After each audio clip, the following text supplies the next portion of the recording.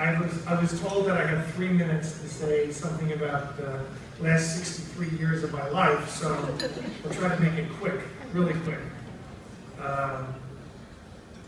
It's true that I grew up in Levittown, Long Island in the 50s and 60s, and it was a different time and a different place, and people have always said to me, well, you're an architect.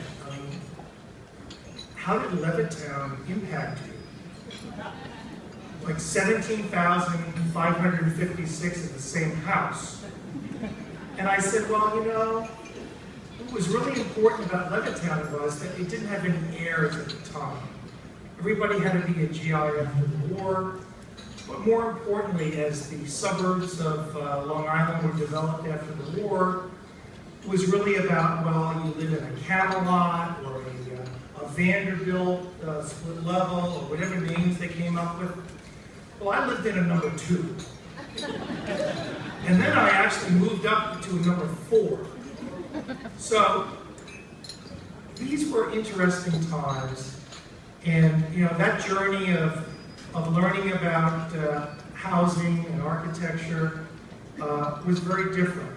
But to be honest, growing up in the 50s in that period of time was a wonderful place because it was all new and everybody was the same, which is not necessarily the best thing in the world, but we had a wonderful experience growing up. And I would build my American Flyer train sets with Levittown houses, and I would modify the houses, and that was the introduction to being an architect, because we didn't have any money.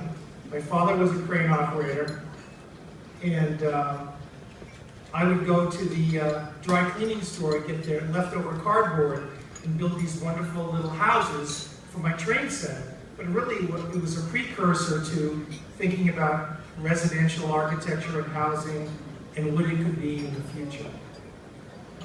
I had the opportunity to go to Syracuse University and the undergraduate school, and then of course I had a really low draft number, 23.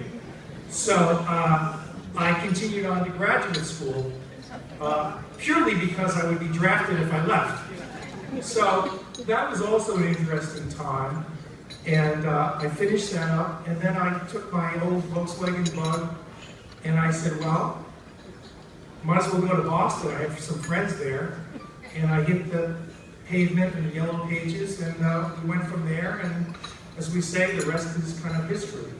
So here we are, 40 years later, and I'm with this wonderful group of people, and my colleagues and friends, and the people before me that are so meaningful, and I can't thank you enough for this opportunity, but it's really about the camaraderie that we have in New England, and the talent we have in New England, and the quality of the architecture that makes it so special, and thank you so much.